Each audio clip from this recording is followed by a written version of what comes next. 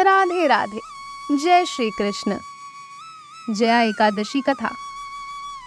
धर्मराज युधिष्ठिर से बोले, हे भगवान, आपने माघ के कृष्ण पक्ष की षटतिला एकादशी का अत्यंत सुंदर वर्णन किया। आप स्वदीज, अंडज, उदिज और जरायुग चारों प्रकार के जीवों के उत्पन्न, पालन तथा नाश करने वाले हैं। अब आप कृपया माघ शुक्ल एकादशी का वर्णन कीजिए। इसका नाम क्या है, इसके व्रत की विधि क्या है और इसमें कौन से देवता का पूजन किया जाता है। श्री कृष्ण कहने लगे, हे राजन, इस एकादशी का नाम जया एकादशी है। इसका व्रत करने से मनुष्य बाह इत्यादि पापों से छूटकर मोक्ष को प्राप्त होता है तथा इसके प्रभाव से भूत, पिशाच आदि योनियों से मुक्त हो जाता है। इस व्रत को विधि पूर्वक करना चाहिए। अब मैं तुम्हें पद्म पुराण में वर्णित इसकी महिमा की एक कथा सुनाता हूँ। देवराज इंद्र स्वर्ग में राज करते थे और अन्य सब देवगण सुख पूर्वक स्वर्ग में रहते थे। एक समय इंद्र अपनी इच्छा अनुसार नंदनवन में अप्सराओं के साथ विहार कर रहे थे और गंधर्व गाना गा रहे थे। उन गंधर्वों में प्रसिद्ध पुष्पदंत तथा उसकी कन्या पुष्पवती और चित्रसेना तथा उसकी स्त्री मालिनी भी उपस्थित थे। साथ ही मालिनी का पुत्र पुष्पवान और उसका पुत्र माल्यवान भी उपस्थित थे। पुष्पवती गंधर्व कन्या माल्यवान को देखकर उस पर मोहित हो गई और माल्यवान पर काम बाढ़ चलाने लगी। उससे अपने रूप, लावण्य और हाव भाव से माल्यवान को वश में कर लिया। हे राजन, वह पुष्पवती अत्यंत सुंदर थी।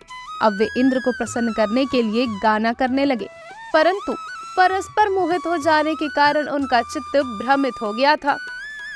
इनके ठीक प्रकार न गाते तथा स्वरताल ठीक नहीं होने से इंद्र इनके प्रेम को समझ गए और उन्होंने इसे अपना अपमान समझकर उनको श्राप दे दिया।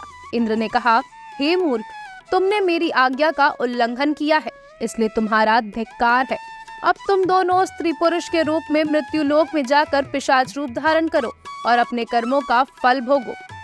इंद्र का ऐसा श्राप सुनकर वे अत्यंत दुखी हुए और हिमालय पर्वत पर दुख पूर्वक अपना जीवन व्यतीत करने लगे।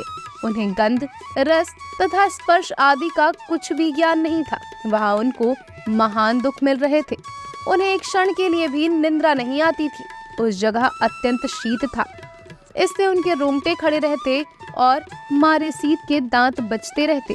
एक दिन पिशाच ने अपनी स्त्री से कहा कि पिछले जन्म में हमने ऐसे कौन से पाप किए थे जिससे हमको यह दुखदाई पिशाच योनि प्राप्त हुई। इस पिशाच योनि से तो नरक के दुख सहना ही उत्तम है, अतः हमें अब किसी प्रकार का पाप नहीं करना चाहिए। इस प्रकार विचार करते हुए वे अपने दिन व्यतीत कर रहे थे। दैवयोग से सभी माघ मास में शुक्ल पक्ष की जया नामक एकादशी आई। उस दिन उन्होंने भी भोजन नहीं किया और ना कोई पाप कर्म किए, केवल फल फूल खाकर ही दिन व्यतीत किया और सायकाल के समय महान दुख से पीपल के वृक्ष के नीचे बैठ गए। उस समय सूर्य भगवान अस्त हो रहे थे। उस रात को अत्यंत ठंड थी, इस कारण वे दोनों शीत के मारे अति दुखित होकर मृत्यु के समान आपस में चिपटे हुए पड़े रहे। उस रात्रि को उनको निंद्रा भी नहीं आई। हे राजन, जया एकादशी के उपवास और रात्रि के जागरण से दूसरे दिन प्रभात होते ही उनकी पिशाच योनि छूट गई।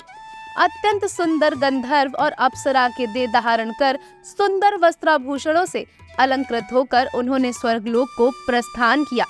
उस समय आकाश में देवता उनकी स्तुति करते हुए पुष्प वर्षा करने लगे। स्वर्गलोक में जाकर इन दोनों ने देवराज इंद्र को प्रणाम किया। इंद्र इनको पहले रूप में देखकर अत्यंत आश्चर्यचकित हुए और पूछने लगे कि तुमने अपनी पिशाच योनि से किस तरह छुटकारा पाया, सो अब बतलाओ।